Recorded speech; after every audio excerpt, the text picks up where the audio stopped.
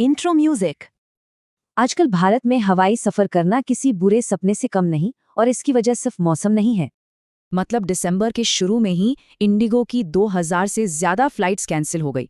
हजारों लोग फंसे रह गए। एयरपोर्ट्स पर तो बस खेओस था। लोगों की शादियां छूटी, एग्जाम्स छूटे और जमीन पर सोना पड़ा। और सोचिए, जिन्हें फ्लाइट मिली भी, डोमेस्टिक टिकट के दाम लंदन की फ्लाइट से भी ज्यादा थे।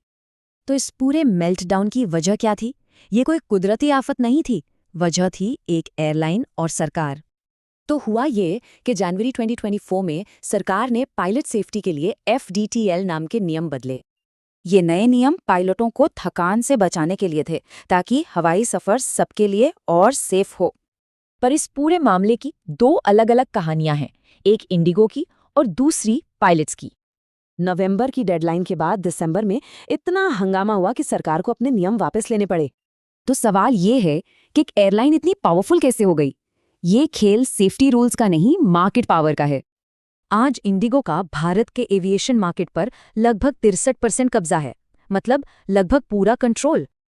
किसानों को कानून बदलवाने में 1 साल से ज्यादा लगा, इंडिगो ने बस कुछ दिनों में ही नियम बदला दिए।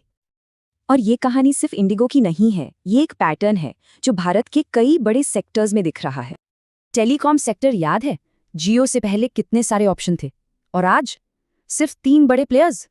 सीमेंट इंडस्ट्री में भी यही पैटर्न बन रहा है, एक ग्रुप बड़ी बड़ी कंपनियों को खरीदता जा रहा है।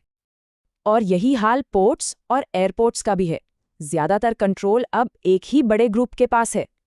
तो सवाल यह है कि जब मार्केट कुछ ही लोगों के हाथ में हो तो इसका हम पर क्या असर होता है? असर सीधा हमारी जेब पर पड़ता है। जैसे दिल्ली एयरपोर्ट पर यूजर फीस 900% तक बढ़ाने का प्रस्ताव।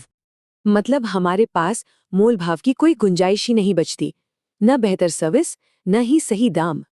तो एयरपोर्ट्स पर जो हुआ वो एक बड़ी चेतावनी है कि जब ऑप्शन खत्म होते हैं तो कीमत हमें ही चुकानी पड़ती है।